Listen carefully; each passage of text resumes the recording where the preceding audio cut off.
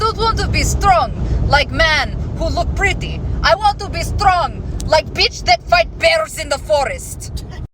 Welcome to another episode of Bitch vs. Bear with your hosts, me, Amber, my bestie, Sydney. We are co-owners of Shield Maiden Training Co. And this is a show where we bitch, laugh, and chat about all the things fitness related to women and the LGBTQIA plus community. This week, we are deviating a little bit from our monthly topic to talk about a major event that is impacting our community and the LGBTQIA plus community. We're going to call these hot takes. Yeah, I like that. Hot takes. I actually Googled what hot takes were, and it fits really well. I'm gonna read you what a hot take is, because I was like, okay, what is a hot take? So a hot take is a quickly produced, strongly worded, and often deliberately provocative or sensational opinion or reaction as in a response to current news. Oh, love it. Yeah, so I think hot take fits this. Perfect. So what we're talking about is the drag ban in Tennessee. Mm-hmm. It's been making the news, and we wanted to comment on it, maybe provide some provocative language, and also give a little bit more information on it. Because in the world that we live in, social media, it's easy to get snippets, but that doesn't necessarily give you all of the context. And I think that that's important when kind of figuring things out. So, what is the drag ban exactly in Tennessee? Well, tell me, Sid. It is a law that was signed by the governor. It restricts adult cabaret performances in public spaces or in the presence of children, specifically within 1,000 feet of public areas, so like public parks, schools, and houses of worship. Okay. So that's what it is. But alongside this, it was a separate legislation that bans transgender minors from receiving gender-affirming care, like puberty blockers, hormones, and surgery. So if you take the ban itself on its merit of like, okay, well, we don't want young people being introduced to adult concepts. Okay, but which at face value makes sense. Yeah. At face value, you're like, okay, I can see where you're coming from. You know, there are a lot of adult themes, there's a lot of adult subjects, and there's more it's readily accessible now, especially with like the internet, but that's not what this is about. Right. Like context is important. Context is important. So those found violating the law face misdemeanor charges, fines up to $2,500 and up to a year in jail. Jeez. Now, here's the kicker. Those found with subsequent violations of the law could face felony charges and up to 6 years in jail. So misdemeanor, okay, you get a felony charge on your record. That's it. That's it. Yeah. Thanks. So adult cabaret is defined as adult-oriented performances. That includes both male and female impersonators. So when That's a pretty broad topic. It's pretty broad, which I think, like, they didn't want to come out right and target drag shows. So this was their workaround, right? Like, which is going to target literally everything. Yeah, but they're not going to actually enforce the law across the board, right? Of course not. So like this, if you read this, is like adult-oriented performances. Okay.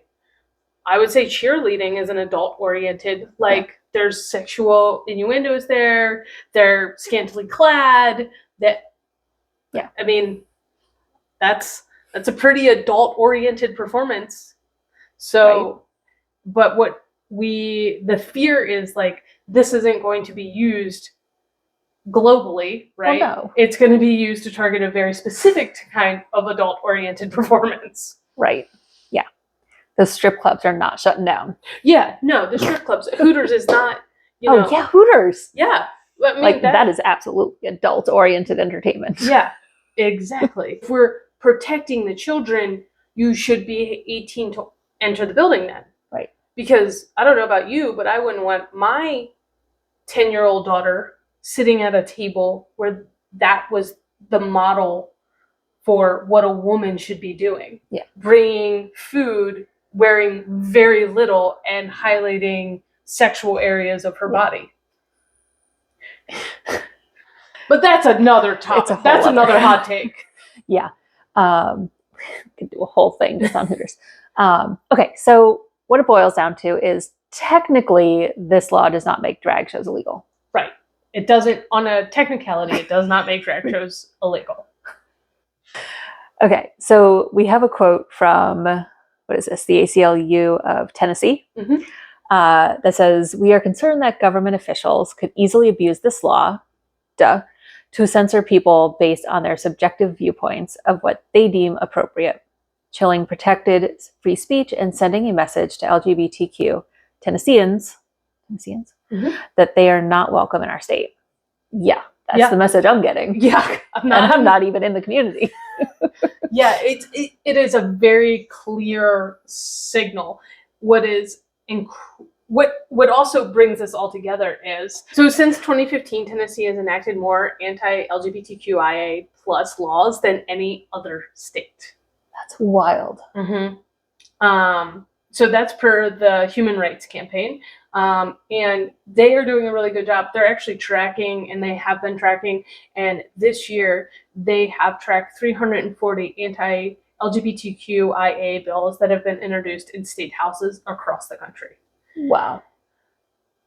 And I think last year of a similar number were introduced, and about 30 of them passed. So it's definitely sending a message to the community, not outright, right? Like we're not outright making drag shows illegal. But if you read between the lines, it's not hard to figure out that this is targeting a very, it's very targeted. Yeah. Like they're not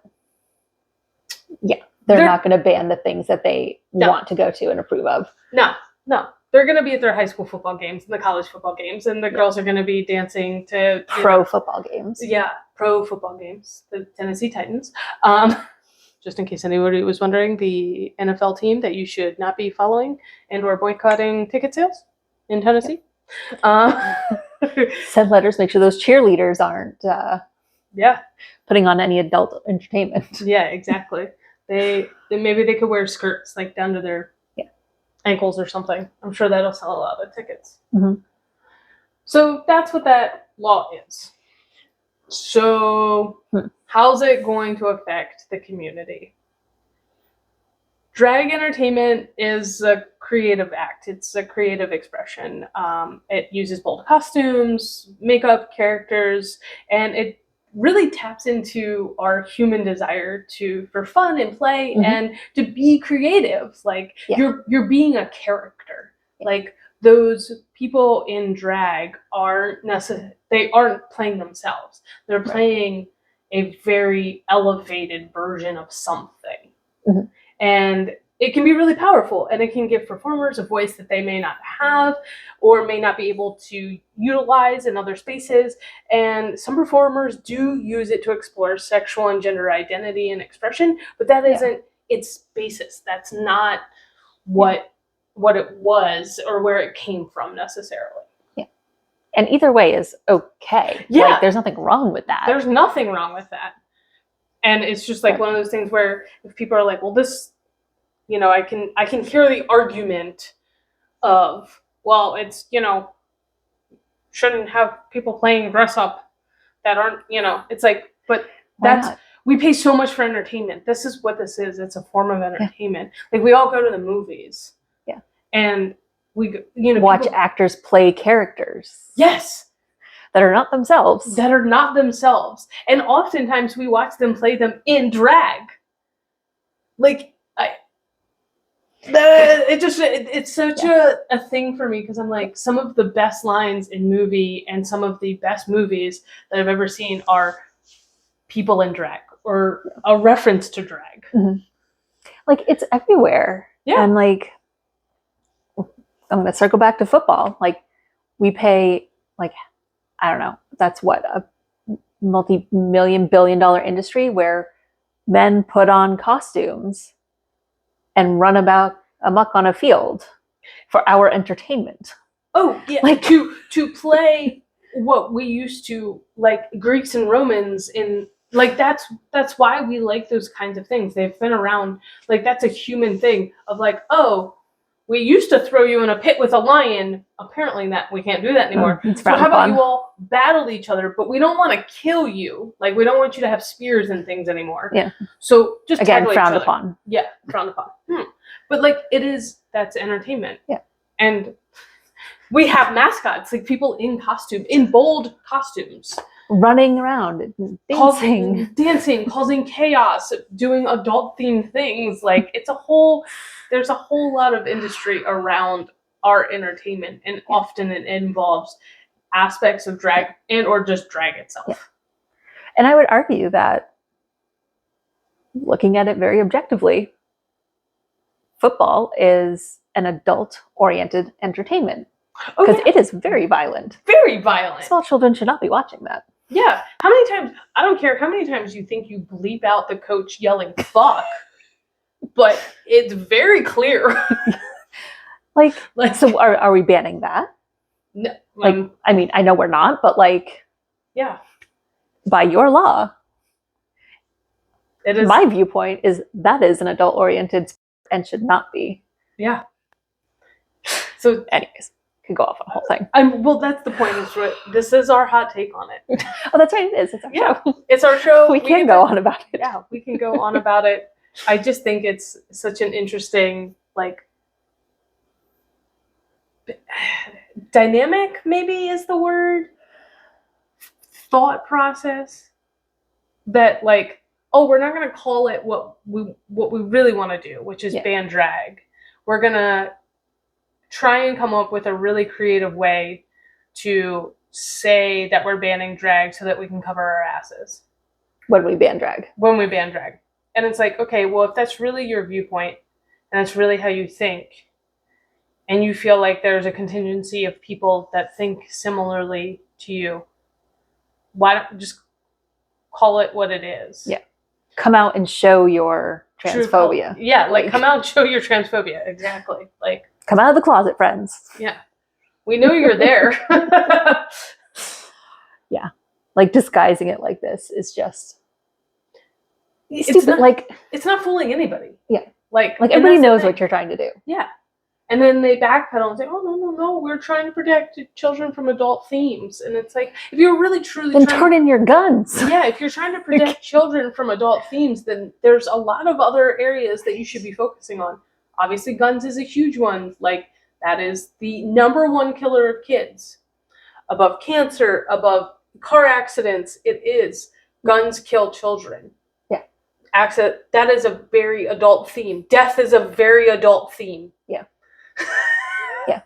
Like, you should be looking at social media, the media, movies, TV shows showing adult themes. Yeah. But it's okay as long as those themes are heterosexual and cisgender. Or killing people. Or people. Yeah. Like, and that's the thing is like I have a really hard time because like I think we're going to talk about it. Just, you know, this form of entertainment has been around for so long. Yeah. This is not new. Drag is not new. it's not. Well, we can go there. The ancient Greeks, in theater, used men to play women.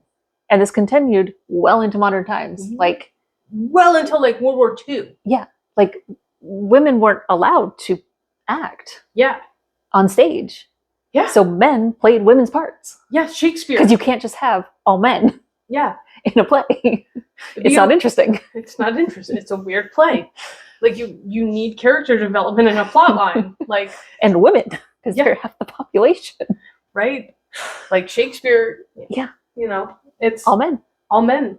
One of my favorite movies is Shakespeare in Love, where the woman wants to be an actor, so dresses up as a man to play. known as a drag king. Like, and I was Yeah. doing some research and just like the rise of drag really came about post World War II, as so many things did. We can draw conclusions from that. I'm sure, you know, Hitler was killing off a lot of people in the community. A lot of people in a lot of communities. In a lot of communities, and that people wanted lighthearted entertainment. and so it really started to like take off. Also, like, guess what? There were a lot of men missing from the entertainment business for a while. They were all fighting a war, and so women took on roles and dressed in drag.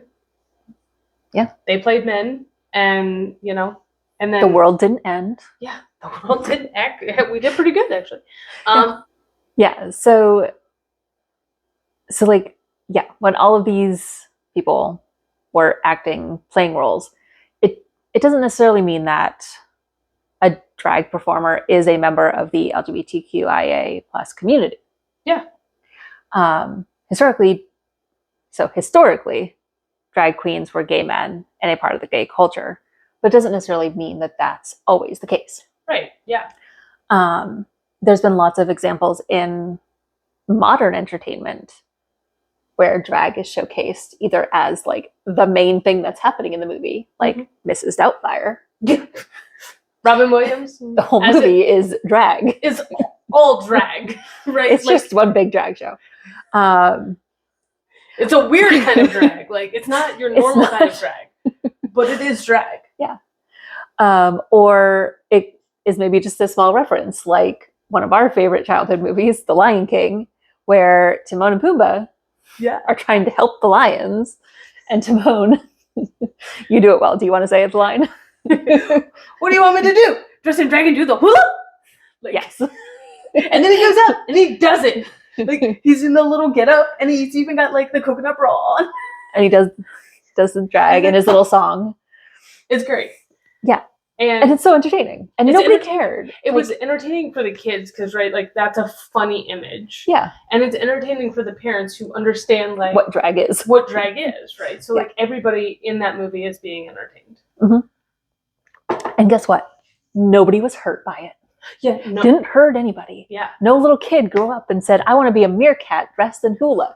Like, also, like, think about just, like, there's, like, a whole decade of what you could be, like, considered, like, drag. Like, think about the 80s. Like, think about men in the 80s. Like, big hair, like, Twisted Sister. Like, there's Rocky Horror. There's tight turquoise lycra. Like, very skin. Like, the 80s were a wild time. And, like, David really Bowie. Were. Like, there's elements of, like, generational drag going on. One of the most, like, kind of, I don't know, put up there, just like quintessential, like, good looking guy. A lot of people, played a really, kind of tough character. Everybody loved him in Grease. John Travolta in Hairspray, in the remake of Hairspray for a movie. Right. He's in drag. Like, he plays and nobody the mother. Yeah. And nobody questions. Like, they're not like, oh, is John Travolta now gay? Like, that's not what it is. It's entertainment. And it's like, okay, why can't we see this for what it is?